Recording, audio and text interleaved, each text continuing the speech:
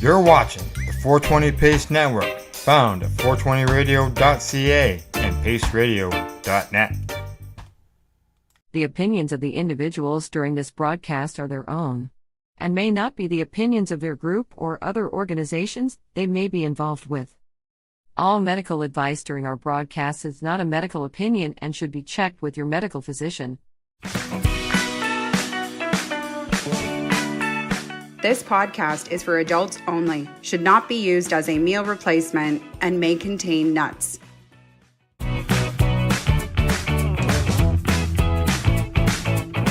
Hey everybody, and welcome back to another episode of the Noobie and the Doobie. This is our on-the-spot interview with Aire Robichaud of Green Goddess Supply, highlighting what we think is an amazing, I feel like bad calling it a product because it's so massive. And well, it's funny because you only went on and seen one product, and it's not just one product.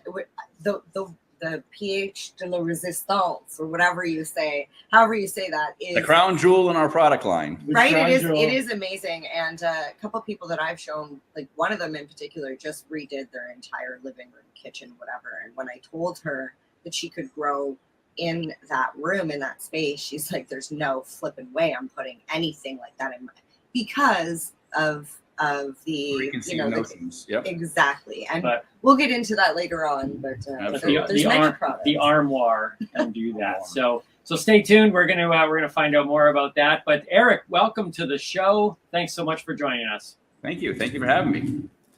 So you are based out of where? We're just we're in the Metro West area, just outside of Boston, Massachusetts. Outside of Boston. Okay, so we're not that far from you. We are Southern Ontario. Both of us, we were talking just before we went on the show here about the snow that has hit. It's far enough though, because he didn't get hit with as much snow as we did. So. Exactly. Lucky you. Southern end of that, yeah. So we got a little bit of snow, but it was like a couple inches, and then turned to rain. So, but yeah, everything north of I'm right on that line. You guys got walloped. Yeah, we got hit hard. I want to say this just to build a little bit of synergy between the two of us here. I did a trip many years ago to New York and Boston. It was a road trip. I'd always been wanting to do that. And after seeing both of those cities back to back over a couple days, I can tell you this: I cannot stand New York. Boston is one of my favorite cities that I've ever been in, whether U.S. or Canada. So props to Boston. I don't think my memory is fading, but I just remember these large areas of like still cobblestone roads, and it seemed like all the buildings were like no higher than like 2 levels. And then you go to the concrete jungle of New York, where everything's crammed and congested, and like it was just, how is it possible that a city like Boston could be such a major city and yet have such a small town vibe? It was a beautiful, beautiful experience. Plus, Cheers was there. I got to see Cheers, and Cheers is the best sitcom that's ever been made. So I wanted to shout that out. So now you and I have that special bond. There you go. Yeah, we had someone from Newark, Armoire customers came up. And we build bonds with our customers. We really do. They came up and to Boston for the first time ever. So I met up with them. We took them out one night and showed them around. And it was fun seeing it through someone else's eyes, kind of like almost new, Yeah. I mean, we live here, and it's a great city. I love it too. But seeing it through someone else's eyes, and we took them around how like you could be in the middle of concrete jungle downtown or whatever, and then you turn a corner and there's like literally Paul Revere's house, and just the history and stuff. It was really cool. We took them to the Old North Church and Paul Revere's house, and it's really cool. Now I do want to say though that as a diehard, longtime Toronto Blue Jay fan, like baseball is where I draw the line. So I love the city, but I try to remove the Red Sox vibe. Although David Ortiz, how can you not love him? But I do hold many grudges about the Boston Red Sox team in general. There you go, and very fair, very fair. And for us over here, it's more a little more on the hockey side. Toronto Maple Leafs, Boston Bruins, they're point. You have done some serious damage to us lately. Yeah. I play men's ice hockey in the Boston area and down in Rhode Island as well, in Providence and so forth. And I've been to Toronto a few times for tournaments and stuff. So it's a great town too. It's nice. It's nice. We're on the outside of it, and I think we're far enough away to still enjoy Toronto as a place to visit and have access to, but be far enough away that we don't feel the. It's not the same city as would be with Boston or whatever. When I was growing up, Toronto was still kind of felt manageable. Then it got too big. It's extremely large. Yeah. There's people on top of people on top of people in Toronto now. Right. Which is and I'm a suburb boy, so I live outside. I mean, I'm not right in the city. I'm a suburb boy, so I live just outside in the suburbs. So growing up, we're very interested in this show, being a newbie and a doobie, and our listeners are both newbies and doobies. By having my voice on the show, a lot of cannabis content is, it's using cannabis-ese, I guess, where it's like you talk a certain thing, and the people outside, they want in and they want to understand, but they're hearing cannabis people talk to cannabis people, and they don't want to have a conversation about terpene profiles. Yeah, I'm loving those type of conversations. But so on this show, though, we're very interested in people's journeys, and obviously your journey has led you to create a product within the industry. But speaking to newbies and doobies and people that are very interested, was growing up a cannabis surrounded experience for you? Was it always in your life? No, not at all. Not at all. Matter of fact, it's really funny looking back because I'm in my early 50s. I grew up in the 70s and in the 80s and the Nixon, Prohibition era, and the war on drugs and all of that, and cannabis, marijuana. It kills brain cells, and all the commercials. I don't know if you had them in Canada. We had them in the U.S. all the time about with the frying pan in the egg. This is your brain. This is on your brain. drugs. Your brain on drugs, and frying you. They were tasty. I remember when I was in my 20s and maybe mid to later, 26, 28 or something, going to a friend's wedding. I was married, young and married, and my wife and I were going to a wedding reception. And then at some point, you're dancing and it's hot, and it was in the summertime, so it was hot and everything. So crowds kind of step out, go, whatever. And we step outside with a group. And they sparked up and started passing a joint. I'm like, oh no, I'm good. Knock yourself out. I mean, I'm not judgmental, whatever. But no, I'm good. I don't smoke. Like I remember, I don't smoke. Now I'm in the business, right? It's like it's funny how things have changed. But for me, it was first time I smoked was in my 30s. I don't remember exactly, but 32 maybe, probably about 20 years ago, 32, 35, something like that. It was for insomnia. What had happened was I was like, no, I'm all set. I'm not really a smoker. Knock yourself out. I don't care, but I'm good.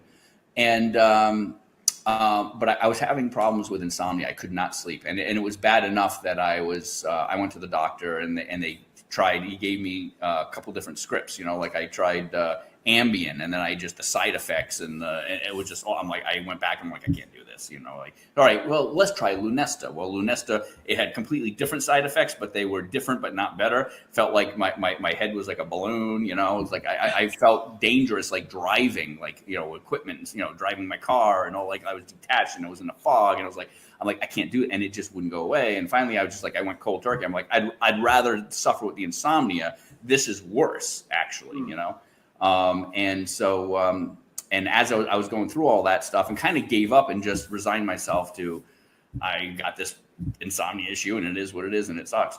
And we had a party one summer at my house. We hosted a party, like a summertime pool party and all that kind of thing. And later in the evening, it was probably around, 10, 11 o'clock. Most people had left. There was just a couple of the last closer friends, stragglers hanging out. And they sparked up a joint and they were passing it around. And at one point he goes, insomnia. He goes, oh, that'll knock you out. And I was like, oh, really? Yeah. All right. What the hell? Right. And I took a hit, and it was Gorilla Glue. Yeah. That'll knock you out. And this is a non-smoker who's never smoked before. And it was this heavy indica couch lock Gorilla Glue, GG4.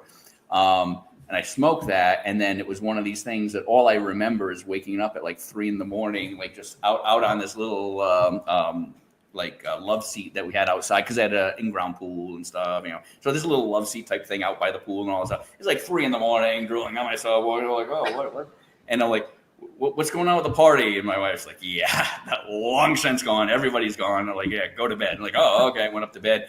And then I just remember and it was, like a Saturday party. So then Sunday, and I wake up at like 11 o'clock and I'm like, I feel great. There's no hangover. I'm not really much of a big drinker at all anyway. I'm not a drinker or anything, but I woke up and I'm like, I felt great. There's no hangover. I'm like, it's 11 o'clock. And I fell asleep probably about 10, 11 o'clock last night, and he said, oh, yeah. They were all, Wayne and all the others were laughing at you. And I'm just over the corner drooling on myself or something. I don't know. I was like, wow, hey, wait a minute, what? So I called up my friend. I'm like, can I get more of that?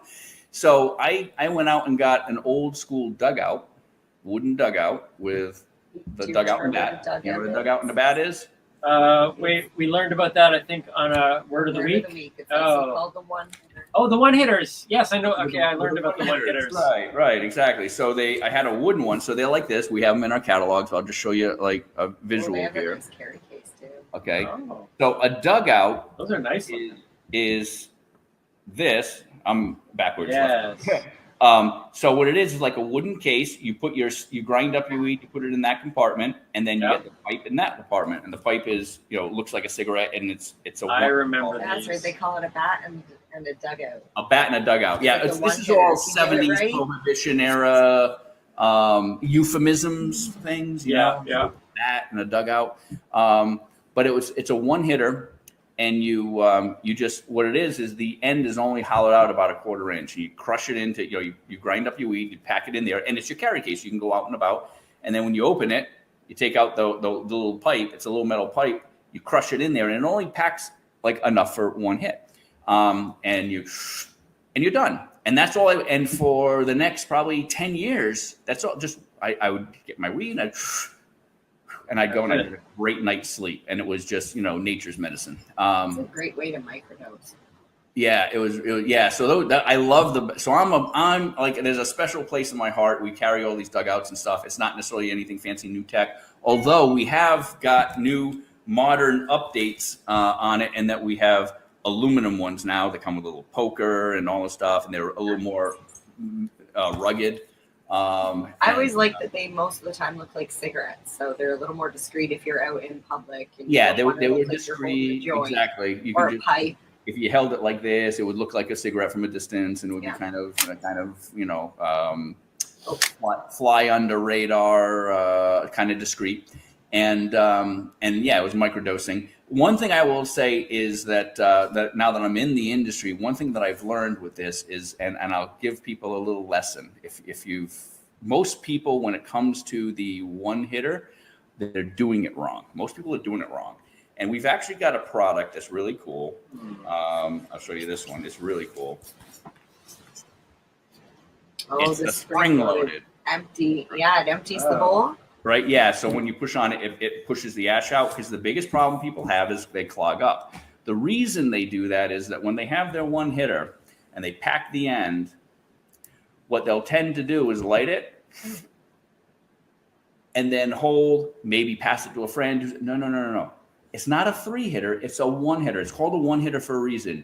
Right. You hit that thing like it owes you money, and you ash the whole thing. And then when it just becomes white powdery ash, you blow it out, and your pipe will stay clean forever. What most people do is they light it, take a little drag, they stop, they blow it out. Meanwhile, what's happened is they've ashed the first third. The middle third is heated up. The trichomes are all melting and turning to resin and tar. And then the back end is still green. And then it hardens. Then they let it cool, and it hardens, and now you have all that goop in there. You just ash the whole thing and then blow it out. It's a 1-hitter. That makes so much sense. You would think that, you can't make the name any more clear than 1-hitter, Eric. Like, how can people? Well, you see, most people, it's a 2 or a 3-hitter, and then they're like, "Oh, it's clogging up." I'm like, "Because you're doing it wrong." So, see a little public service announcement message, a little educational content. Okay, all right. So I like the discreet stuff. I grew up. We've told this many times on the thing, but I grew up in the church. I was on my way to becoming a pastor. anything about cannabis was misinformation or disinformation. Sure. And what I've discovered now in hindsight is that there were probably a lot of people. Now, maybe not. Everybody probably say, nope, you're wrong. But my assumption is, based on what I've seen, what happened in the real world, is that there were probably a number of people in my church community that were using cannabis for, I would imagine most of them, because they wouldn't be able to justify recreation, but doing it for medicinal reasons, but would never bring it up, would never acknowledge it at all because of the stigma attached, especially going back, 30, Absolutely. 40 years from now. And even when you're talking about the one hitter looking like a cigarette, those little tiny things of discreetness, unfortunately, are still necessary. It's the stigma. It's still around. But as a newbie, knowing a lot of those people, so they say, man, it's so nice when you have products like that. That is like, look, we know you still need to use it, and not everybody wants to stand on the corner with a cannabis T-shirt and waving the cannabis flag. But so when I see stuff like that, I'm just like, yeah, it looks like a cigarette. It's such a cool way to do it. Especially because you were 30 when you first started consuming. I'm assuming that's one of those things that teenagers smoke weed. Do you know what I mean? Like, adults don't smoke weed; they know better. Right.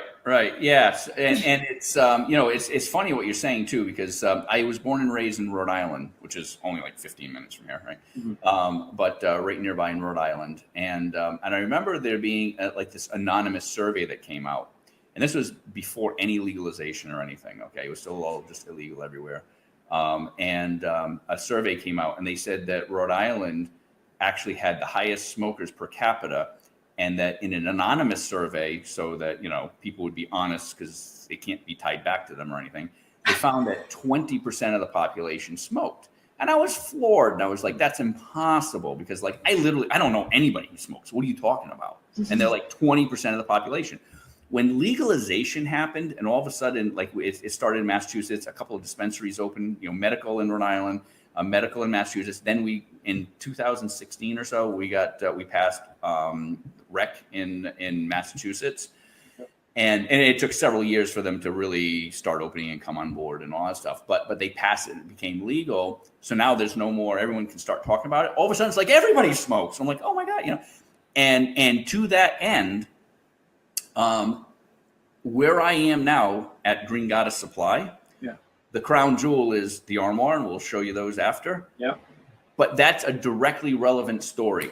I worked with my business partner in Green Goddess Supply, Vincent, was the inventor of the Armoire. Okay. Vincent and I have been working together in the tech industry since 1993. We've done hundreds of software products together. There was technology in the early 90s? There actually was. And I was doing online e-commerce back in 93 and 94, when people would say, what's an Amazon? Right. Oh, wait a minute. Aren't those the used book people? Right? Yeah. Back then.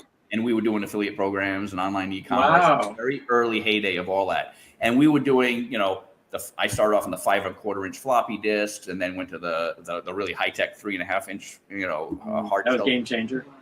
Then the real game changer was the CD-ROM. We did tons of CD-ROM products, but we did. He was in, or still is, in the LA area. So we have East Coast, West Coast offices. He's in the LA area, and he did a lot of licensing. And we did games and screensavers and children's interactive read-to-me storybooks like Little Rascals, Batman and Robin, Free Willy, Babe the Talking Pig, and just all these movie titles, Land Before Time, All Dogs Go to Heaven, on and on and on. And there were, back in the day when it was a physical CD-ROM or a floppy disk in a box sold in a store on a shelf, not downloads and all that stuff. And we've been working together since 93. We started, our first title together was the Terminator 2 screensaver. And there's a whole bunch of funny stories related to that. But so from 93, and it wasn't until 2016. Okay, so do the math, 16 plus 7. So 22 years later-ish, 23 years later, roughly. I had launched Green Goddess in 2015. In 2016, one day he calls me and he goes, hey, do you know these guys? I saw you post something from Green Goddess. Do you know those guys? I'm like, yeah, I am those guys, you know? And he's like, You're the Green Goddess. Yeah, wait a minute. Back up. Wait a minute. What? You're this is like weed stuff, right? I'm like, yeah, grinders and rolling trays. And he's like, so you're in the like cannabis, you're in the weed business. I'm like, well, I mean, I don't sell weed, but it's ancillary. It's like accessories and stuff. But yes, yeah. He's like, I'm like, well, like he's asking all these questions. I'm like, what? He's like, dude, I've been growing since the 70s. Okay. He says, I've been a grower. I'm a breeder. I've been like, we worked together at this point 22 years.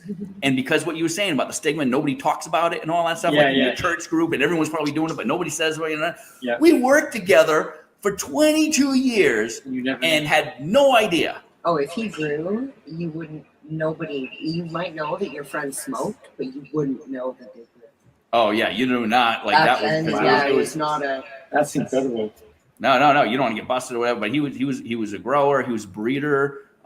And it turns out he's like, dude, look. And then it was like, let's start talking about this, right? And he's all like, he was really excited. Like this was a core passion, right? And he wasn't passionate per se about being, you know, a software industry exec. You know what I mean? He was passionate about this. He goes, when I first started off, I went to school for botany and plant morphology. wow. He's like, he's into all the breeding and the genetics and all the stuff. And like, what? He goes, yeah. He goes, I've been working on this Skunk Works project. I said, I had people coming to me asking me, hey, can you show me, you teach me how to grow a plant? Like, I just want it for myself. And dispensaries weren't open yet. Like, I want to grow, but I don't want to do like all this complicated. And, you know, like, it's just so complicated. Can you just teach me? I just want one plant. Can you just teach me how to? And he's thinking about it. And he's like, how do you teach a newbie who knows nothing like to grow? Like it's complicated. He's like, oh my goodness. It's like, you know, just everything, like all your integrated pest management and your, you know, especially outdoor grows or like, but even indoor and tents and your atmosphere and the humidity and the temperatures, and then too much nitrogen, not enough magnesium, how's your potassium, what's the pH of the soil, what's the pH of the dirt, check your runoff, you know, like it's just like it's so complex. But I thought weed was so simple, but it's so complex. Right? It's incredibly finicky and incredibly complex. And I've learned too that different than just like flowers or other random things that just grow and bloom and die, like the cannabis plant is fascinating.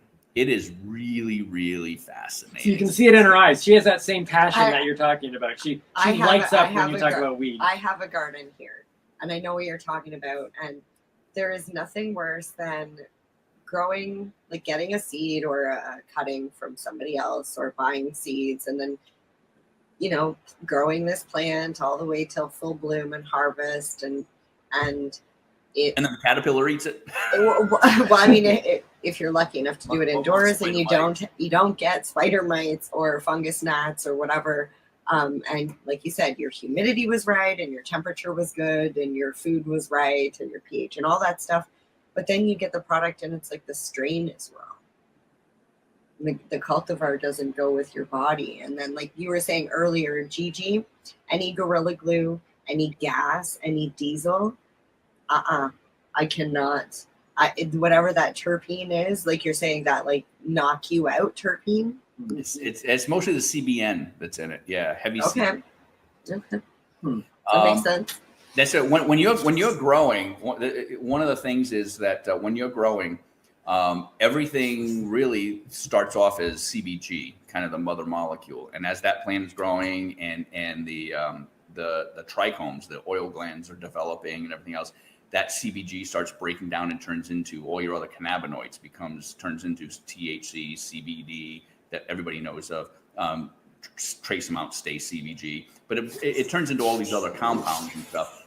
And along the way, THC itself, as it matures, and when you're watching the trichomes go from clear to cloudy, and then they start turning amber, that's when the THC is breaking down now, and your THC content is starting to drop a little bit. It breaks down into CBN, and CBN is the couch lock, sleepy, makes you tired. And so when I grow an indica type plant that has that sort of couch lock, you know, kind of profile to it, I let it grow longer, and I let the THC degrade a little bit into more CBN, and that's like lights out, perfect for insomnia, right? Yep. That lights out. If I'm growing more of a giggly, daytime, like green crack or that kind of thing, that's kind of, or more of that sativa-like kind of. I don't know. That's not in the science side. It's like there's not really a. Anyway, that's a whole other thing. I won't get.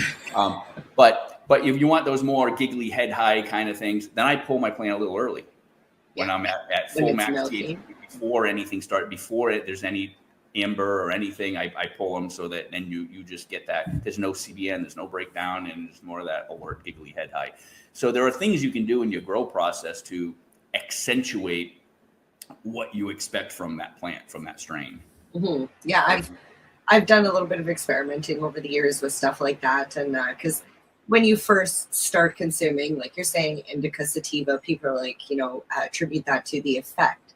But then when you grow, you realize that you have to look at the trichomes in order to tell, like you're saying, at what stage of the plant life are you going to harvest it. And then I started taking the same strain, the same plant at different trichome stages to feel the different effects with the same strain.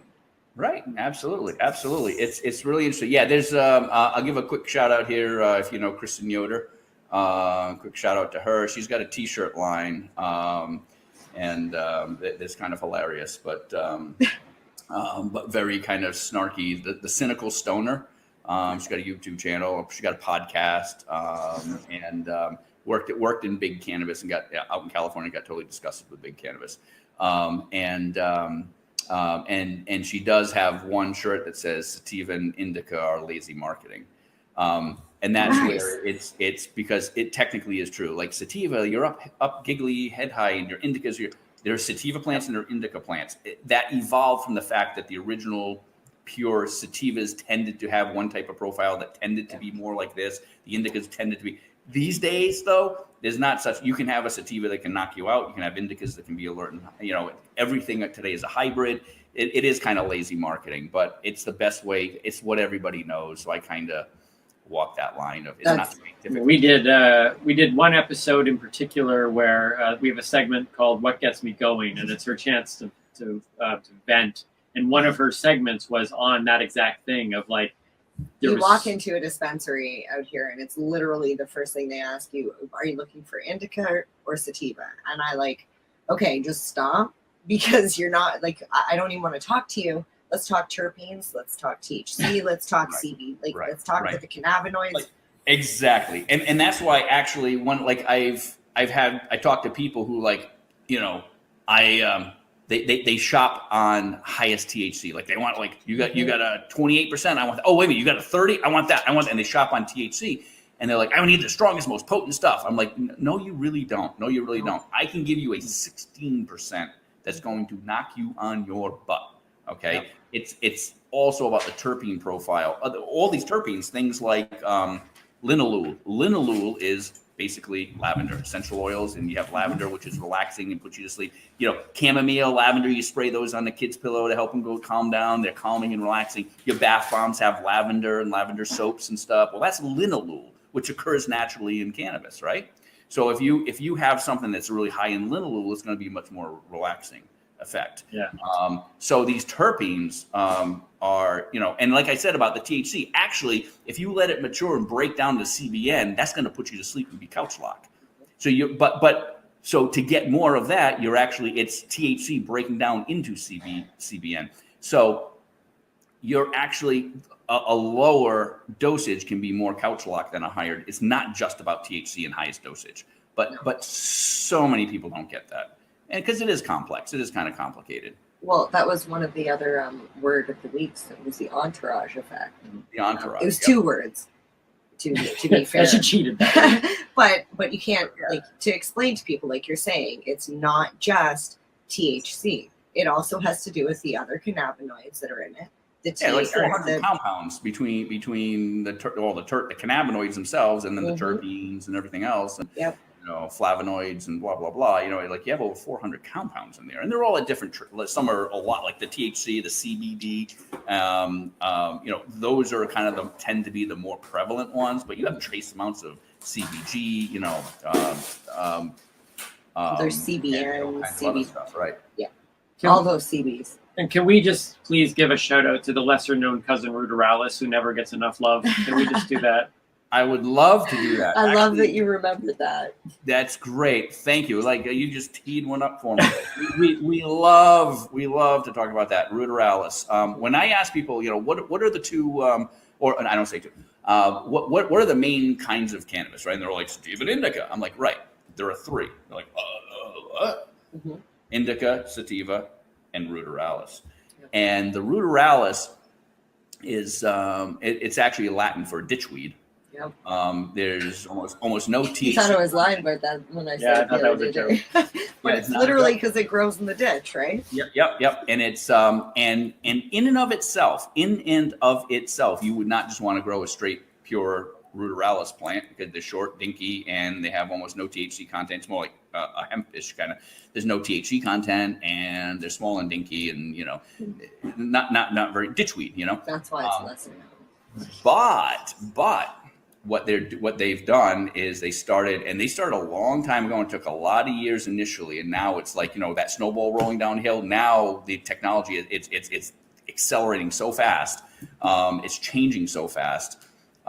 They've come a really, really long way in breeding and interbreeding the ruderalis genes into the more traditional indica and sativa plants, to breeding them in such a way that you get all of cannabinoid, all of the terpene, that the trichome output of the original sativa and indica, but then other kind of genetic traits from the ruderalis.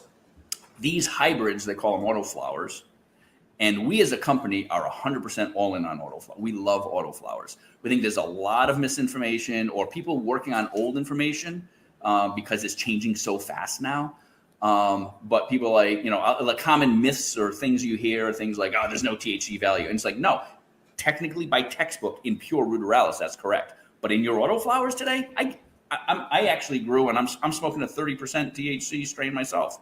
Like, no, you have full blown potency. That's not an issue. Autoflowers have come a very long way from even just the last 5 years alone. Absolutely. Like the genetics, people are moving at such a crazy rate because everyone's like the kid in the candy store. Everybody wants to try the newest thing. And they're like, well, what if I take this and I mix it with this? Can I make it be, produce more buds? Can I shorten the grow cycle? Can I? Right. And that's the great thing about autoflowers too, is they have their own life cycle, and they just do they do it themselves. They grow a lot faster, right? They grow a lot faster. They tend to grow smaller. What we're doing with the Armoire is we are growing in a confined space. We've taken a completely different approach. I mean, completely in so many different ways. A very radically different approach to the home grow space. And the cannabis grow space.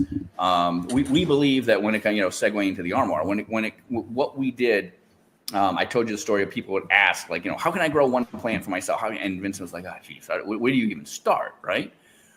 Well, what he did was, first of all, based it around autoflowers. You can grow traditional regulars or photoperiod or photos, as we call them by shorthand, traditional cannabis strains. You can grow that in the Armoire, and we have people doing it. But this appeals to the people who want a little bit more of the sort of Ronco style, set it and forget it kind of thing. Not exactly, but relatively to, on a 1 to 10 scale, where traditional grow is, if you just peg that at a 10, this is like a 1 or a 2, I mean, it's just radically simpler. So to get something that's just really simple for the end consumer, it can be as simple as just water it once a day like a houseplant and you're done. What he did was he used the autoflowers as a basis, so that they do grow a lot faster. Because especially if you're growing one plant, when people are growing in tents and they're doing 6 or 12 or 24 plants, it's because that's going to take 6 months, half a year. You're getting only 2 grows a year. Or if it's outside, you're getting 1 grow a year. You got to grow as many as you can, because this has to last you a year until your next crop is ready. Okay, so you got to grow a lot to hold you over. I flip a plant every other month. every 8 weeks, every 60 days, I'm flipping plants. All right. I don't have to grow a tremendous amount. And what we have done is he's figured out how to take this plant and get not an ounce or two, but get like 4, 6, we even get 8 ounces out of one plant in 60 days, 60, 70 days. Okay.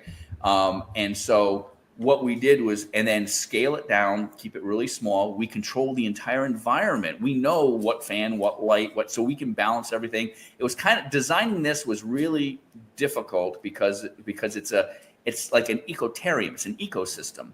And it was like a game of whack-a-mole. If you like, well, that's a little noisy, let's put in a smaller fan. Now it's too hot. Oh, well, then let's put in this. Oh, but that's not this. Oh, but then let's do this. Oh, but that creates this. Oh, we're back to the bigger fan now.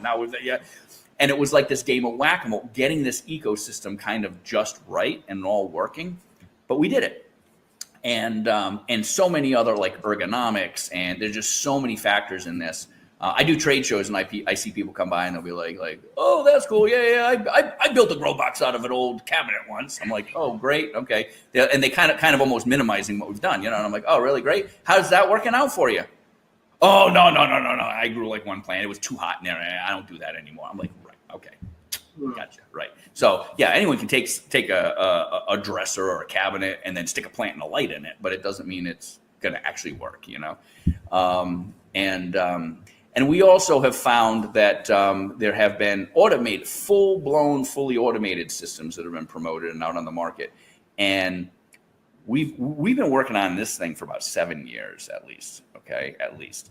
It was several years of prototyping and development to get it all just right, and then going into manufacturing. That's a whole other level of, now that we have the idea and we've got it patented and everything else.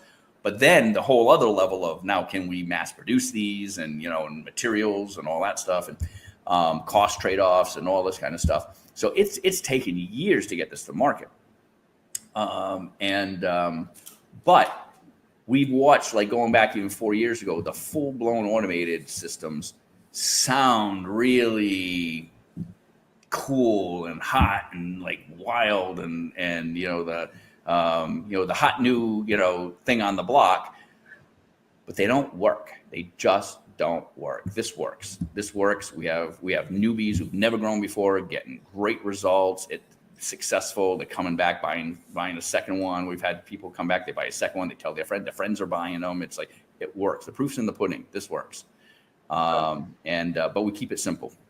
Yeah. Well, to be honest with you, the simplicity of it, is what intrigues me the most. Well, Timmy's seen my garden, and I have 2 tents. Like even the design is that's what I mean. I have 2 tents, and there are wires, and there are hoses, like exhaust hose and fans, and like I've had to reattach my exhaust fan multiple times, and it's one of those things that if you don't set up all of these little pieces in your grow box, like that guy made his own grow box. I went to the grow store and bought all the things, but if you have a foolproof system like that, that's awesome. Yeah, trying to do tents and stuff, and I'll open one up and I'll show you in a second. I'll give you a little tour of it. But the trying to deal with like tents and things like that. You go there, a lot of people are overwhelmed because like, well, what size tent do I get? Yeah, and what it's like build an automobile, but you just got to go to a parts store and buy all the parts, Yeah. Or like just walking to Home Depot, like, hey, I'm going to build a house now. And they're like, all right, well, there's some lumber, there's some nails, there's screws. They're like, you know what you're doing, well, what, and obviously there are entire industries of, architects and people who help you and design things and builders and all that stuff because it's complicated, right? Well, you walk into a Aire store and it's like, you got to buy tents, you got to buy, well, what size fans, and the lights, and which light do I get, and what size, and what do I need? And then all the stuff we talked about, the soils and what kind of soils and all the nutrients. I used to work in a hydroponics store, and it was the worst. It was like you're saying, you have this whole list of questions to ask the people to get them the right product. And by the time you walk out of there, they have a trunk full of stuff, and they get home and they have no idea how to put it all together, and they just spent X amount of dollars, and like, it's not a cheap purchase to start growing. So literally it's just this. It's this one unit. But it's supposed to be an upfront purchase, and if you do it right, you can save money on on weed. Like we had this conversation when we first got together about how much money she could save by growing it here in the house and all that type of stuff. Yep. But what I also found out, because of the complexity, and she's pretty good and passionate and educated on the whole thing, is that when you're in that state, you no longer can afford to mess up a plant. Like if any one of those things go wrong and you lose the plant, like I've seen her weep on the floor. My fan, like I said, my exhaust fan came detached from the hose, which pushed all of the air back into the tent, creating a humidity problem. And half of my plants died. So like that's why I'm like, it's all built in. And that's why too, the longer, not only those long, you got to grow more plants when you're doing it longer grows, because it's got to last you and all that stuff. But on the flip side is when you're doing a 6-month grow, that's a lot of time for the smallest thing to go wrong. You know, and then you also need space and all that stuff. People like in cities, like in Toronto or in New York or in Boston, whatever. You're in a 900 square foot or 1,000 square foot walk up. Like, where are you sticking a tent?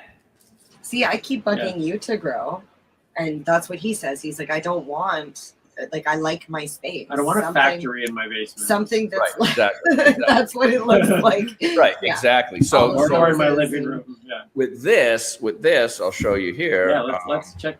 I have 2 of them here. I'm going to switch my microphone. Let's make sure that you still got me. Okay. You're muted. Oh, that's it. You're just muted. Can we unmute him? I don't know if we can unmute him. He's muted.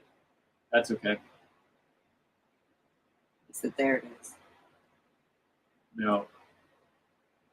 Oh, while you're muted, I just like to point out the sleek design of that cabinet. That's the thing that really got me. You know, it's great. You're looking at the cabinet, and I was admiring. Yes, we can hear you. I was admiring the artwork.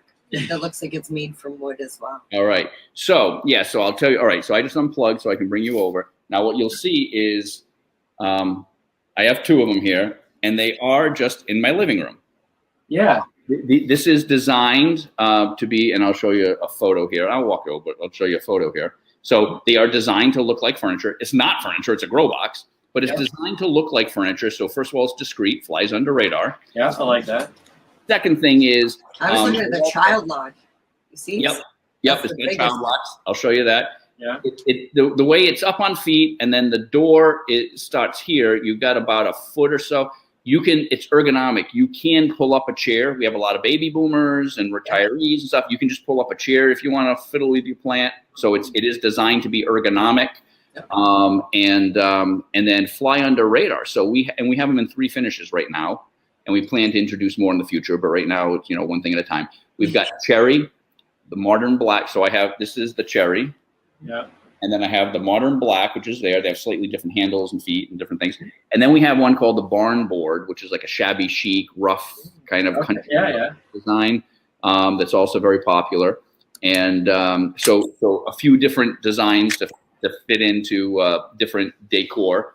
And our customers have them in their house, like they match like with their kitchen cabinetry or whatever. They have them in when you have like the more modern homes, we have more like the great room. It's kind of like what I have here. I have the kitchen that flows into the dining room, that flows into the living room.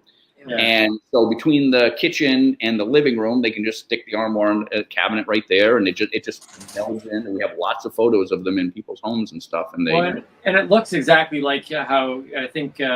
I had just read somewhere briefly about the description of your most disapproving aunt. You notice it, and I can imagine, like, especially like in a world where I come across a lot of newbies or people who maybe aren't as upfront in terms of their consumption. This would be amazing. Like that's the thing that draw me. Like she's interested in all the science. I'm interested in how. Yeah, I'm looking. I'm like, look how nice of a discrete cabinet it is. So now you'll see. We have a carbon scrubber up here, so there's no smell. This is the main exhaust fan. We have I'm backwards, left to right. We have the controller here for the fan, so you can dial the fan speeds up and down, and then it has readouts for temperature, humidity, and all that fun stuff. Nice. Internal fan, circulation fans. We have our light. This is our own proprietary light. Okay. I think we got a lot of backlight, so you can't read it, but it's a green. It's our own Green Goddess grow light. Okay, just And an then, LED. It's LEDs, Okay. but it's a new tech. It's got cobs as well Okay. as traditional diodes. I was gonna say, what are those circle like dome looking things? Because that's not traditional. Those are cobs, and I'll tell you all about that in a minute. And then Okay. the other thing that's interesting is it's got dials, knobs, dimmers, so you can control the light output. It's not on or off like bloom, veg, on, off. It's got dials, so you can more dial in the light. And I got a little girl here that I just watered, so she's a little droopy because I just watered her, but she's doing really great. When you say dials, does that affect the light spectrum? Say it again. Does it what? Does it affect the light spectrum, like the amount of Kelvin? So it doesn't change the spectrum. What it does, it dials up and down the wattage to that. Like Oh, okay. So dimming. Yeah, it's a dimmer. And then over in this one, It looks so nice inside too. It looks just as nice inside as it does outside. Yeah, it's very clean. Like it's very. Yeah. That's how I like my spaces. Nice. Clean. and so this one I've got, and I don't know if you can tell with lighting and stuff or whatever, but it's really frosty. This one is a vanilla latte. It's incredibly frosty. It's so frosty, like the stems have trichomes, which was really Oh my goodness. in all the plants I've grown, I've never seen that. Like the stems have trichomes. It's like there are trichomes everywhere. The shade leaves, the fan leaves have trichomes. Everything has trichomes. Everything, everywhere. Wow. It's like I've never seen anything like it. So that's from Humboldt Seeds out in California. Humboldt. That's the only one I love, actually. Humboldt Seeds. Yeah. Oh my God, their blueberry headband. Also frosty. So they're So and they do auto. That's an auto. They do auto flowers now. And it was the vanilla latte. That's vanilla latte. Yep. Check that out. That's astounding to me for so many reasons. Just because I don't know all the ins and outs. I've been fascinated hearing you talk about like the science and stuff. I mean, you didn't start consuming until you were 30. Obviously, you've been learning the science since then. Like when I look at that, immediately I'm going, you don't even have to do all the talking you did before. I look at that, I'm like, that looks like something I could do. And it's the discreetness. I could put it in my living room. Ask MJ. My house is. I like clean lines. I like clean cabinets. I like everything's in its place. Everything's nice and that whole thing from outside and inside. I'd be like, if I ever did grow or consume, I would get that in a heartbeat. It's something that needs everything I would be looking for. People think growing is dirty, and most of the time it is, but that is not dirty. It's very clean and very clean, very white, very clean. And it's at its core, if you wanted to, you literally could just water it once a day like a houseplant and call it a day, and you'll get wheat. Really good quality wheat. If you do a little bit more, and we teach you, and here's one of the big things too with us, is that we're all about our celebrated customer service. We actually have concierge. We give you free concierge service, which is essentially like growing lessons, and we'll hold your hand through it. We tell you what to do. We make ourselves very, very available. We have a number you can call that we'll actually get on a video session with you and walk you through how to do low stress training, and we'll teach you how to do low stress training. Usually we'll walk you through it. We'll teach you. It's one time, and that usually once you do it, once you get it and you know what to do and you're off and running, but we will sit down there. We'll have a session. We'll teach you how to do it. And if you do a couple of these little things like the LST, low stress training, and do a couple extra little things, you can literally double your yield. What? Sorry for the newbie and all of my newbie followers. What's low stress training? That sounds like exercise. Did you see in his tent or in his armoire how they were all like spread out like this and they had sticks? Yeah, that's sticks. Yeah. Normal, yeah. We see like what'll happen is a plant will normally grow up like a Christmas tree, and you have branches off it. Okay, and you'll get a big cola there, maybe a few side colas. Okay. I've got like 22 colas on this thing, because what we do is we take that plant, and it's a little more, there's a little more to it than this, but at just high level, what we do is we take the plant, we bend it over at 90 degrees at a certain point in its growth cycle, we bend it over, And we put in, you'll see this wooden bamboo stakes. We put stakes in there and we tie it to the stake so that it holds it in that. So it comes up and goes across. Then what happens is all those branches turn back up to the light, and you create all these new tops. And there's a way of, we call it our ring of fire approach, where all of a sudden you get this ring of all these tops and stuff. If we have a way of doing it, creating a certain pattern, and we'll get anywhere from like 18 to 25 tops out of this, all those individual colas. So it's a way to maximize the plant. Yeah, it's Absolutely. like a sea of green growing, but in smaller space. You call it the ring of fire. That's beautiful. Ring of fire protocol. Yeah, it is fire, right? It's fire. It is. It looks like that, and they're like concentric circles of colas. You know, the colas are like the big fat buds that grow, and you can literally double your yield off that, because you don't have the light coming down hitting one cola on top and then everything under it, and there's just a few colas off it. When you bend that over and let it come up, what we're doing is we're taking a plant and we're spreading it out. And when you're all done and you look at the stems, it's almost like a candelabra. Oh, that's cool. Comes off, and you have all these new ones coming up. And it's a way to maximize, and we teach people how to do that. Wow. When you were talking about how you could even have, like, you're saying, like, older people, they could sit down and grow at it. Ergonomic design, absolutely. We had one of a good friend of ours and a guest on the show a while ago, Mimi Cannabis. She's an advocate within the 55 and over group for cannabis, and she was telling us how, you know, like that age bracket actually is one of the most, I guess, the fastest growing use of cannabis is in that. And so to have that, like, I almost like see that little quote I said about the disapproving ant. It's almost like that's the type of cabinet that the ant could put in for the disapproving grandkid, or like, you know, like who'd be like, oh, you smoke weed? That's, you know, it's like that's something that the 6-year-old could put in their house and nobody would know. Yeah. Right, absolutely. And even when you talk about discreet, even things like, this is the child lock. Okay. I meant to talk about that, but I forgot. This is the child lock. And what happens is you have a key fob. It's a magnetic fob. Nice. So when it is closed, what you do is you put, I'm all backwards here. What you do is you put this here, and then you can hear it click, and then you can open it and close it. When you take it off, it clicks back. So there's no key ring. It's all like invisible magnetic child lock. I'm just looking to, I'm on this healthy eating thing. I've been told that I need to start growing vegetables. Can I just use it to grow some vegetables? Because I'd like to just own one maybe for that purpose. So I'll tell you what, you get the cabinet home, you can do whatever you want with it. We don't sell it for that for a few reasons. One is that it's kind of hard to justify the cost of the cabinet to grow like a $1 head of lettuce. You know, I don't know. It depends how good the lettuce is. Tomato plant.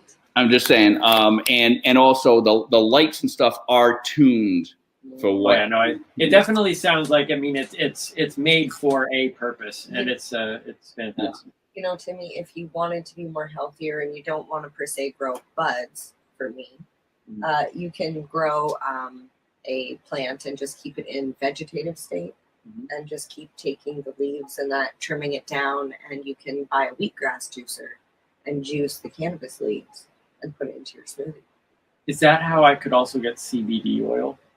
No. You would have to have a CBD plant, and then you would just get CBD juice.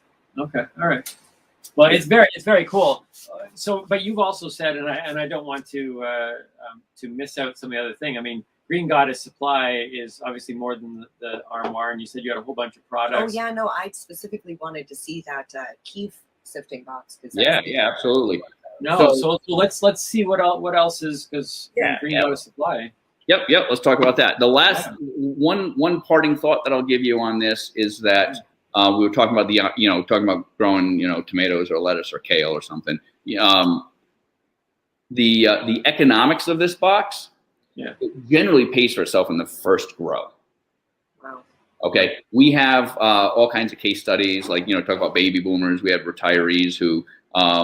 One couple, they were both on medical cannabis. Like the doctor wanted to give give Donna opioids, prescribe opioids and stuff. She has chronic back pain that'll just never go away. It's not really operable, never go away. And then, they want to prescribe opioids. She didn't want to do that, didn't want to get addicted and all that stuff. And so talked to her doctor, cannabis works. Okay, great. And she was on that. But she was spending about $500 between her and her husband, spending about $500 a month at a med dispensary. Now you're paying like $300 an ounce, and you got taxes and all the stuff and everything else. And it's really expensive. And it was fine when they were both working, but then they retired, and she's like, "This is $6,000 a year, and now we're on Social Security. We're on a fixed income. Like, this is ridiculous." So they bought a cabinet, and now it costs, instead of $6,000 a year, it costs her about $200-300 a year to operate this, between the soil, the seed, the water, and electrical cost. And it sips electricity. It uses almost nothing for electricity. But when all is said and done, she went from $6,000 down to about $300 a year. It pays for itself pretty much in the first grow. $300 in tax plus taxes and all the stuff, and this is, I'm quoting U.S. prices. In the U.S., like going to a dispensary like in Massachusetts, you're paying $3.20, an ounce. Well, if you pull 5 ounces out of this, 5-6 ounces out of this, that's $1,800. Mm-hmm.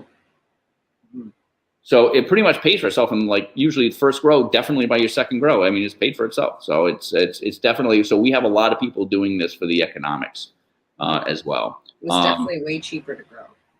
So it's way cheaper. So we have people doing it for the economics. We have people doing it for the the simplicity, because 95% of our customers have never grown before. They're novices, and you will be successful. And then when you're done, you're getting clean, organic herb that you've grown yourself. You know what went into it: organic soil, purified water, and sunlight. Essentially, just light. It's all natural. There's no pesticides, no PGRs. There's no, there's none of that stuff. Nothing sprayed on it. Because again, about 80 to 85% of our customers are either health challenged or health conscious, and want good bud. So once you've grown your bud, now what, right? Yeah. I had the keef sifter here to show you. This is one of our examples that's in our catalog. So this is the mini bamboo keef sifter, and what this is.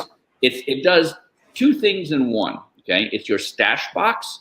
So instead of like you grind up your weed and then, usually like what I did when I first started and I didn't know any better, I'd grind up my weed. It was either in a baggie and it would dry out, or it was in a jar. I had it in a glass jar and didn't realize back in the early days about how sunlight breaks down the THC and it degrades it and all that stuff. So you really want it in an opaque, container, that sort of thing. So what you do is you grind up your flour, and I'll see if I can do this without dumping it all over my computer keyboard. But I just have some. I don't have a lot in here, but I have what's currently left in my gut. So you grind it up, you dump it in there, but you can see the floor right here is actually a screen. Okay, it's a sifter screen. So this is your stash box instead of a jar or a baggie. Yeah. It's just. And the nice thing about this is, like you were saying, in your house, you have clean lines. Yeah. This on my coffee table, it's nice, it's clean, and when you walk in, it's not like there's weed everywhere. It's nice, it's clean, it's discreet. It also seals it, preserves it in a way and it's light blocking. And then I don't sit here and proactively sift, but just passively. I've got all that keefy goodness. All of that has just been sifting through. So that right there is the trichome. That is the trichome. That right there is what you smoke. Yeah. So he says he doesn't actively sift it, but you could potentially grind up your cannabis, put it in there, and purposely shake it and knock all the trichomes to the bottom, and then use the trichomes to make dry sift hash. Right. Or just top it on the top of a bong or a pipe or exactly. So the 2 most common things are you can scrape that up, and like we sell pollen presses. We call them. We call it a pollen press. All right. It's technically like that's keef. You can use it to press pollen. You wouldn't want to. I don't know why you would want to, but you could. It's more of a euphemism for for a keef press. But if you say keef press, it's drug paraphernalia, right? Okay. But that's the pollen press. Pressure. It's a tea press. And what you do is you pack it. I like you got the tea on it, man. Without Yeah. that tea, I had that one that you just like twist each side. Yeah. Yeah. So what you do is you load the end, it's the concept is like when you make snowballs, you take all this light powdery stuff and then you compress it, and now it like, on a, molecular level or whatever, those snowflakes all kind of interlock and they crunch down and it becomes a hard packed ball. Yeah. It's the same thing. You take all this powdery keef that looks like sugar, or, like brown sugar or something, or greenish sugar. You put it in there and you pack it in, and it's just like packing a snowball. Now you take it out and you have a hard puck. Because all that light stuff, you try to put that in a pipe, it all falls through and comes down, So now you can put it into a puck, you can crack it, stick it in there. Now you can smoke that direct, and that's 100%, trichome goodness. No matter or anything. Or you can top it. I scrape it. I usually just scrape it and just top a bowl with it. See, I have this stupid smile on my face because you reminded me of the pollen press, and I forgot that I used to call them crystal pucks. And they were my absolute favorite because you literally can just throw one of those in your, like, I carry around, it's an ammo box instead of a weed. That's what I use for my weed box because I can lock it up. Yeah. Yeah, I used to just toss one in there and you just break a little chunk and you can do pretty much anything with it. Yeah, so it makes it so you can throw it in a pipe and you can light it, but it's pure trichomes. Yeah. Oh, yeah, like 70, 80% THC probably. Yeah, because normally what happens, the trichomes are little like finger-like glands that come up off the leaf, and that has all the good stuff. And when you take your leaf, you grind it up, and you smoke it, the leafy part just turns to ash, and you're vaporizing the oil in those trichomes. When you sift it and you knock them off, it's just all trichome. There's no leaf, there's no ash, there's nothing left. It's all trichome goodness. Wow. Well, one thing that I have learned throughout this entire time that we've had together here is that it's no longer good enough to just look into somebody's medicine cabinet. Now you literally got to open people's cabinets to see what's actually going on in the house. That's what we say. What's in your armoire? Right? Every little box that's sitting on a table, I'm going to be like, what's inside this box? It just looks like a normal box. Right. Have you ever, we'll get ready to send you out. I'm sure you've got lots of other stuff to do. I do want to ask if anybody has ever said that you look like Kevin Smith, what's it, Silent Bob? I haven't heard that one. I've heard a couple little things here and there of some other folks back in the day when I was younger. But no, I haven't heard the Kevin Smith one. Okay, you do. So I guess in the cannabis industry, you're almost like a hero in that point. Eric, where can people find? We're going to put your information in description boxes, both on YouTube and in podcast form. But where can people find you and communicate about all this stuff? Sure, absolutely. So the company, 3 words, is Green Goddess Supply, is DDSS. So when it's all spelled out, like in a URL, there's 3 S's in a row. I know it's a lot, but it's a long one. But that finds us pretty much everywhere. If you do a search on Green Goddess Supply, we're on Instagram as at Green Goddess Supply. Now on Instagram we have several accounts. We also have at thearmoire.store. That's an account that's only for the Armoire. It's still us, but we have a website and everything just for the Armoire as its own breakout thing. And then we also have one called GGS, which is short for Green Goddess Supply, GGS_home_grow, and it's just all about growing. We broke that stuff out, GGS Home Grow, and it's just all about the Armoire and about growing plants and auto flowers and everything else, because on the main Green Goddess, we have pipes and bongs and we have consumption people who maybe don't care about growing. So we have the main Green Goddess, and that just kind of covers all the products, and we show pictures of, our signature bong, nice etched glass, nice gorgeous bong, and it doubles as a self-defense weapon. And the sifter boxes and the pipes and the dabbers and the quartz bangers and the, you name it. Like we have about 300 SKUs all up on the main Green Goddess. And we're on Facebook at, facebook.com/Green Goddess Supply. So we tried to keep it pretty consistent. I think the only one that's different is Twitter, which we don't use a ton. That one gets cut out. It's Green Goddess Soup because you can only be so long. Yeah. How this will be my final question, but I'm very interested. How does a guy, French Canadian Eric Robichaud from the Boston area, decide he's going to call himself Green Goddess? Oh, Green Goddess, yes. So that was, a lot of people don't understand it. And I do have people from time to time try things like, I've had people say like, well, who's the Green Goddess? We want to meet her. I'm like, no. Apparently what a lot of people don't understand, Green Goddess is a euphemism for weed. So like weed, ganja, et cetera, et cetera. Right. Okay. Green goddess is a euphemism for weed. And my good friend, Kind of like Mary Jane. when like Mary Jane, exactly, you know what I mean? So there are all these like euphemisms, there's tons of them, the devil's lettuce, there's all That's these the different one I knew. Right. So there's so green goddess is a term, and my good friend Yuri, when I first, back in my 30s, when I was new to all this and just getting, just starting to smoke, my good friend Yuri would, and it was not legal back then. And so you were kind of discreet about things and quiet about things. And so we would, when we went on vacation together, would go to Jamaica, go out to the island, we're sitting on a beach or whatever. When it was time to go, hey, let's go get a smoke. His words were, he would be like, hey, Eric, I think it's time to go worship the green goddess. Like, all right. So then we'd go off and go back to the room or whatever out in the balcony and take a and then come back down to the beach or whatever. So it was like, that was the code word, like, hey, it's time to go worship the green goddess. So when I created a company selling all these accessories and doing all this stuff, I called it Green Goddess Supply. It's a good name. It's a good name. Doobie, any final words? What are your thoughts on all this? I am ready to sell all of my equipment to the highest bidder and get myself an Armoire. Yeah, I've got 2 of them now, and I've got them on the half cycle. So every month I got a plant coming. And Eric, I'm one of those people that like I said, I have 2 tents, and I've got 4 in one, and I've got 4 in the other, and the amount of time, like it takes me 5 months in between tents to get from this stage to where I'm actually like, and I can't even smoke it after harvesting because I have to wait for it to cure. So now I'm like, and I've had to destroy a garden because fungus gnats. One time I had thrips, and like one plant is a heck of a lot easier to deal with than 2 tents. So highest bidder. Yeah, send me a message because I'm selling my stuff. Yeah. Although they're like, I'm not going to buy her shit.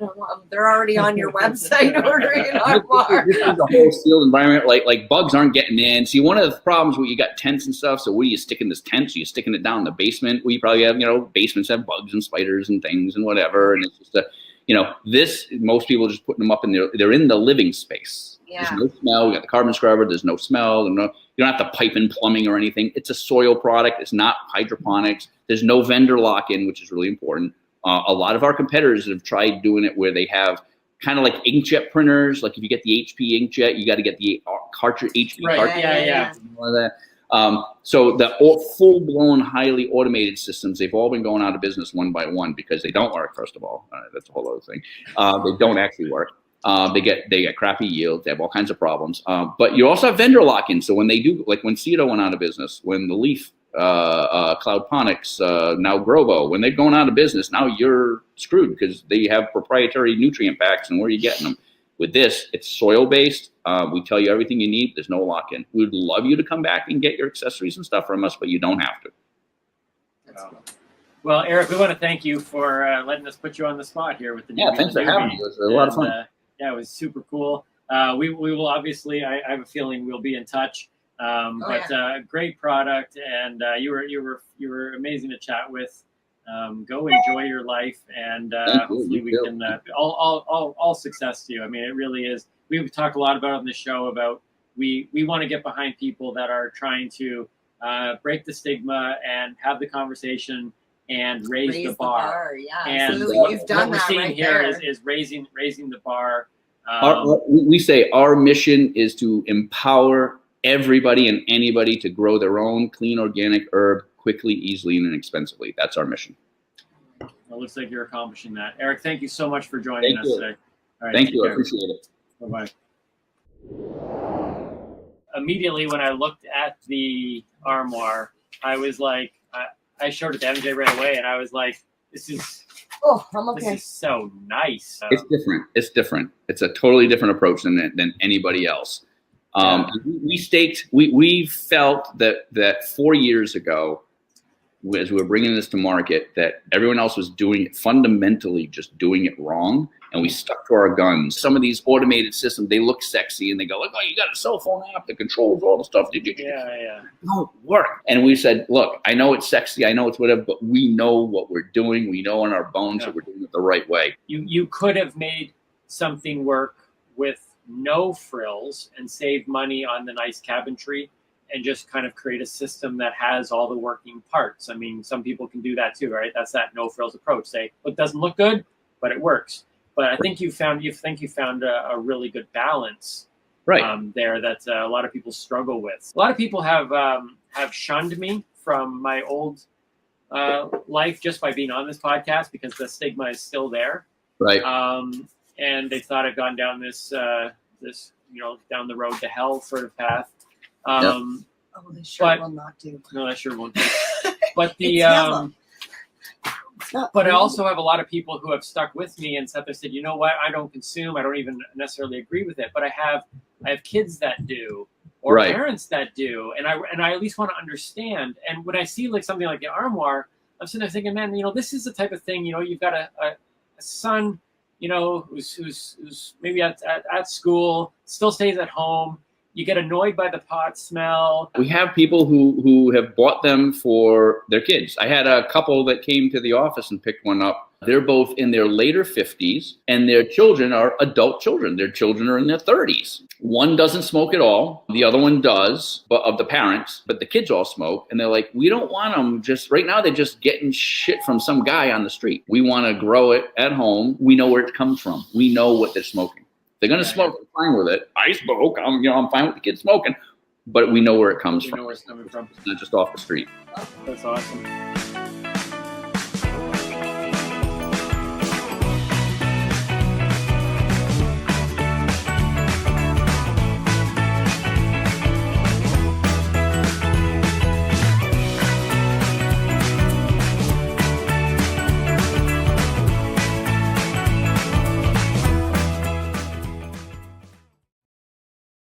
Are you looking for non-stop, continuous cannabis and psychedelic programming? If you are, then turn your browsers to 420radio.ca or paceradio.net, where you will find the 420 Pace re-rolled Saturday. Everything gets started at 8 a.m. Eastern Saturday morning. Hi, I'm Timmy. And I'm Mary Jane. He's the Noobie. She's the Doobie, and this is the show where we tote cannabis. Talk. From both sides. Is that even possible?